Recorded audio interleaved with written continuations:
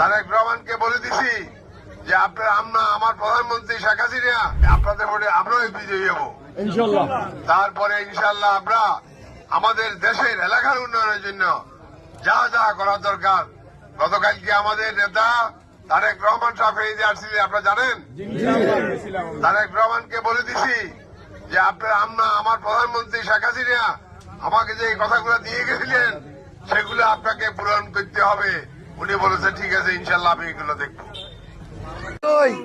ভাই ভাই ভালো আছেন আপনি? ভালো আছেন? আলহামদুলিল্লাহ, আমি আপনার জন্য দোয়া করি। আমি আপনার জন্য আপনাদের শ্রদ্ধা ভালোবাসা সবটা আছে। কোন দিকে যাচ্ছেন? আল্লাহ জানে, এদের দেখে এই আজকে 3 নম্বরে ও আমার 3 নম্বরে। না 3 নম্বরে আমরা বদলা দিয়েছি। যখন শুনছি যে আপনারা 3 নম্বরে, তখন আমরা 3 নম্বর বদলাই আমি 1 নম্বরে চলে যাই। আচ্ছা, এটা রাত্রে আমার 8টার সময়